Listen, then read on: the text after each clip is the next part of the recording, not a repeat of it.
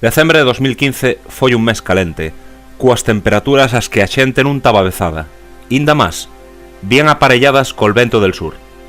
El 19 dese mes, ás 12 del mediodía, viuse desde a Caridá unha columna de fumo. Soaron todas as alarmas entre os vecíos. Non chovera casi en todo o outono e estaba todo moi seco.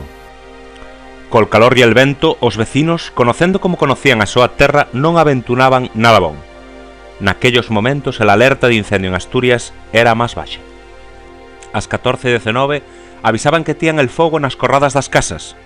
Tuveron todo el día fendo chamamento sin cesar pa que se erguese el nivel de alarma, pa que se puxeran todos os medios que fixeran falta pa que el llume non fora máis. Todo poxa.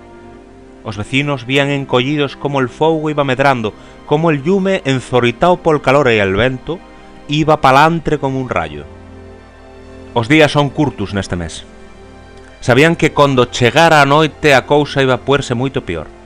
Chamaban unha e outra vez, avisaban del peligro, todo parecía inútil. El fougo fiel que lle petaba, os escasos efectivos non eran quen de controlalo.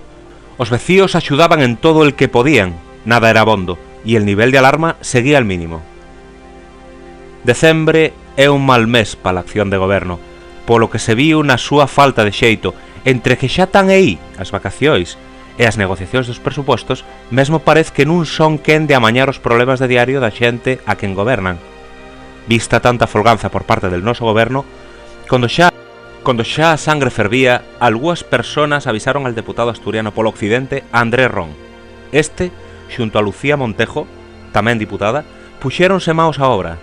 Ás 9:05, Lucía se puso en contacto con Guillermo Martínez pa pedille la activación del nivel 2 del Infopa e a intervención de lume e tamén pa saber as razois polas que, habendo pueblos afectados e xente desaloxada, non se movera el nivel 0 hasta a noite.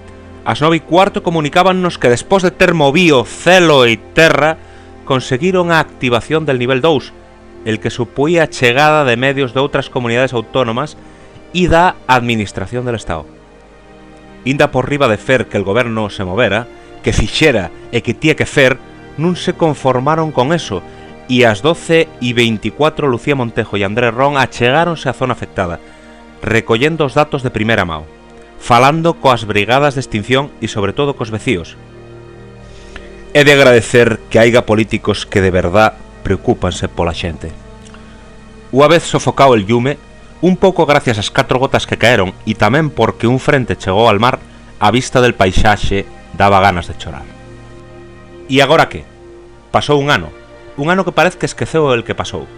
Un ano sin que el goberno fixera nada en prevención, un ano sin tentar tan siquera buscar de alguna solución. Según dice el Colexio de Inxeneiros Técnicos Forestales e Graduados en Inxeniería Forestal e del Medio Natural, non se planifican as actuacións con vistas a largo plazo. 2. Non se ten el axilidade precisa para fer os traballos de corta de madeira e recuperación del terrén con la urxencia que se presenta. 3. Non lle prestan a mesma atención presupuestaria aos traballos de recuperación como lle prestan aos traballos de extinción. 4. Non se prevé a posibilidade de que os traballos de recuperación comecen na más apagues el llume, cargando os costes aos presupostos generales del año seguinte.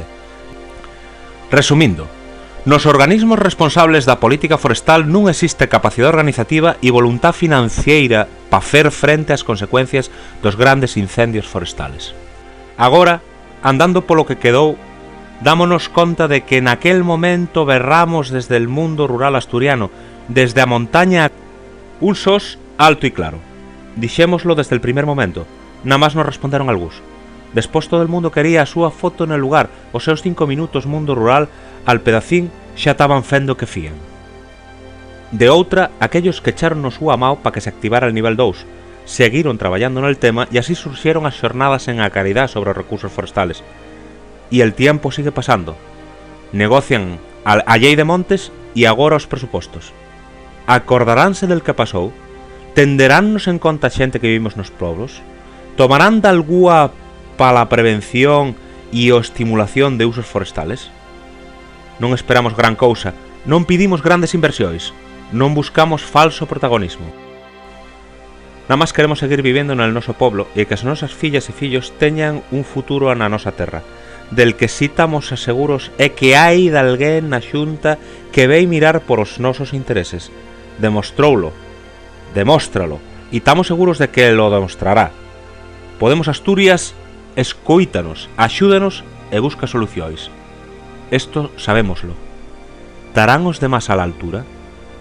Non queremos acabar sin dicir que, a pesar de todo, seguimos lluitando, seguimos sonrindo, porque sí se pode.